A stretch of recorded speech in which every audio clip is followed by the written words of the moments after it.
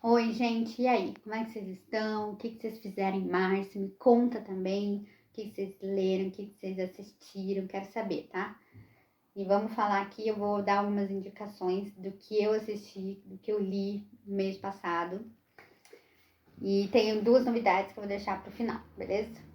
Então já curte aí o vídeo, já se inscreve no canal, já passa pros colegas e anota aquilo que você se interessar na minha fala para depois poder assistir. Ou o livro, se vocês não leram esse livro, leiam, porque ele é ótimo, tá? Vamos começar por ele? O Quarto Poder. É um livro meio conhecido, né? Não é nenhuma novidade esse livro. É um romance. Fala sobre jornalismo, mas não de forma técnica, né? Porque é um romance. Ele conta assim, a história de dois caras que querem muito poder. Que eles querem é poder, cada vez mais poder. E vai então na história dos dois, né? Você percebe ali quando é a história de um, quando é a história de outro. E eles têm histórias de vida completamente diferentes. E chega um momento que essas histórias ficam uma história, né? Eles se encontram. Porque é o momento que eles viram rivais dentro da empresa, da imprensa, né? Dentro do que é uma empresa de meios de comunicação. Que eles começam a comprar jornal, a fazer acordos e eles vão ter um embate ali porque os dois querem o mesmo jornal, querem, né, tudo para ter mais poder. Então, ele é bem, assim, apesar de ter 700 páginas, a leitura flui, vai bem rápido, porque é em formato de romance, então vai a leitura, tá? Tranquilo isso. Agora, outra coisa que é interessante, além da história, que é bem legal, é você pensar sobre o jornalismo como empresa, né? Como um meio de se ganhar dinheiro, de se ganhar muito dinheiro. E por isso, como um quarto poder, né? Que influencia a sociedade. Por isso, muito interessante.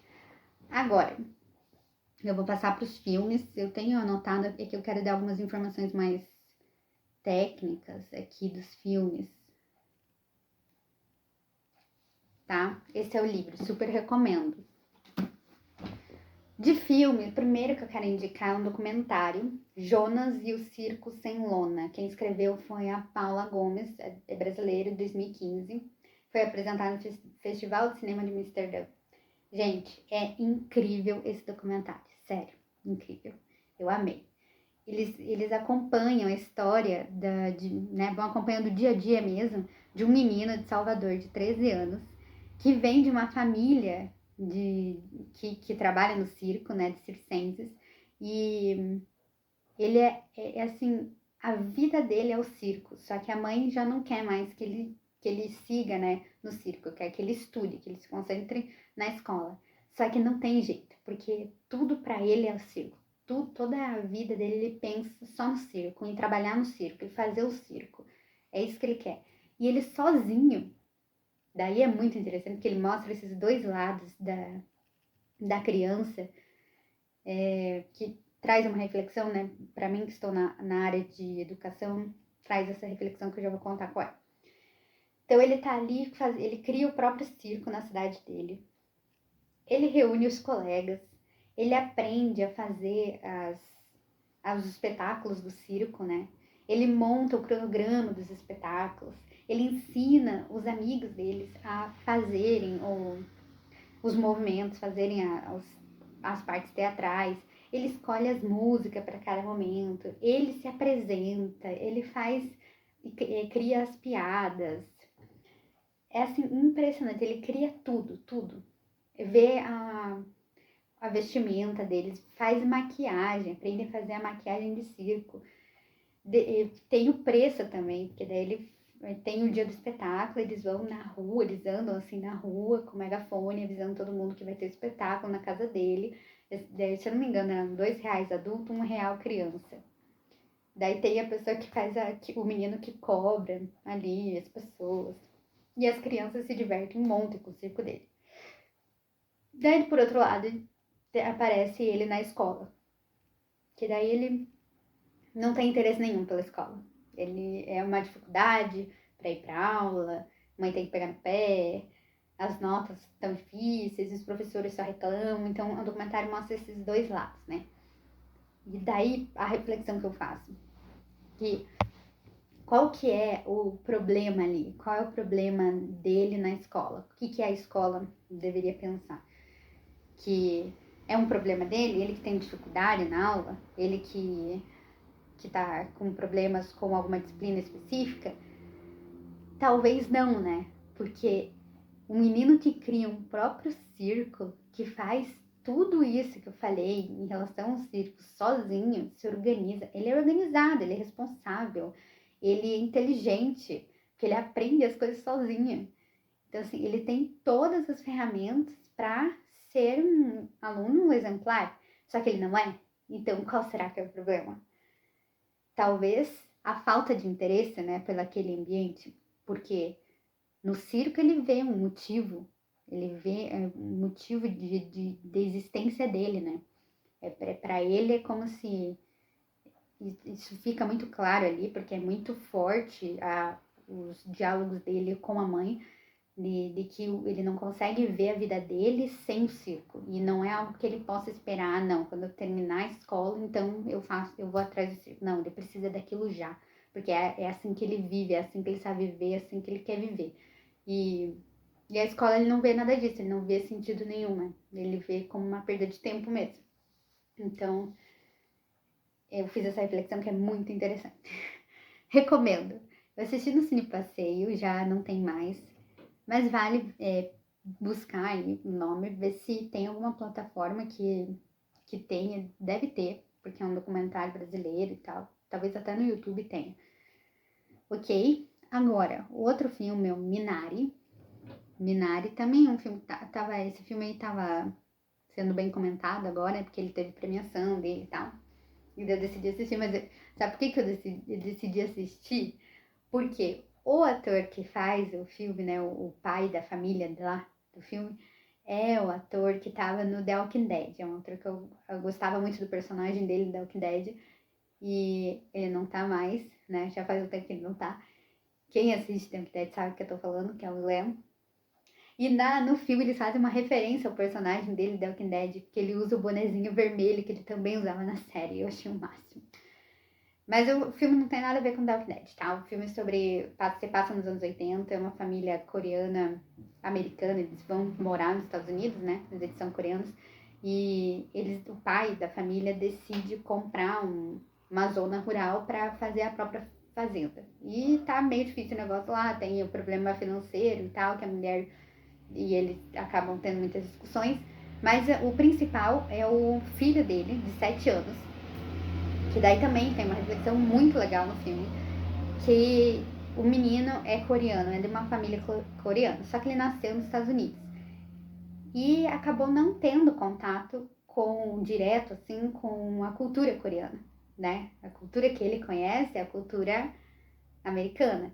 E a mãe dele decide que a avó do menino, né, a avó materna, vai morar com eles para poder ajudar com os filhos, porque ela tem que trabalhar e daí as crianças ficam com a avó. Só que a avó e o menino não se conhecem, eles nunca se conheceram. Vai ser o primeiro contato deles. E ela é da Coreia, né? Ela é coreana, é a primeira vez que ela sai da Coreia. Ela ainda não fala muito bem o inglês. E daí tem um estranhamento, né, do menino. Assim, que ele não aceita aquela avó, ele não aceita, mas não é a avó que ele não aceita aquela cultura que ela tá ali mostrando para ele, que ele tá agora tendo que conviver com essa outra cultura que ele não tinha contato e que é totalmente fora do que é a vida dele, né? E daí, é claro, uma criança de 7 anos vai acabar fazendo um monte de rebeldias lá com a avó, vai zoar com ela. E daí tem toda como desenrolar dessa relação dos dois, né? Minari é o nome de uma planta, eu tenho aqui. É uma plantinha, assim, que pequenininha, que ela vai se alastrando, assim, e vai crescendo. Procura aí, é uma plantinha. Daí no filme a avó ela planta essa planta lá no terreno deles. E daí eles fazem lá uma relação entre a família e a plantinha. É bem legal. Agora o outro filme Deixa eu ver, acho que é o último filme que eu vou indicar, do mês passado. Meu Pai. Também é um filme que tá aí, apareceu bastante premiação e tal. O personagem, o ator que faz o personagem principal é aquele do Hannibal.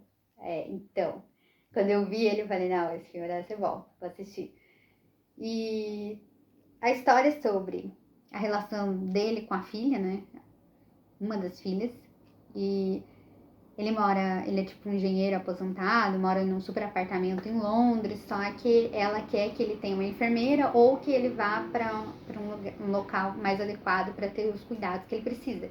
E ele não aceita de jeito nenhum, daí ele começa a achar que estão conspirando contra ele, querendo vender o apartamento dele, ficar com o apartamento dele. E daí o filme vai, né, mostrando todas as questões da relação entre os dois, em que os papéis se invertem, né? Então o pai, ele que se torna agora o totalmente dependente da filha, que agora é a adulta responsável que tem que dar conta da vida do pai. E também, só que a grande sacada do filme, gente, a grande sacada, é a perspectiva que a gente assiste o filme. Porque a gente assiste o filme no olhar do pai.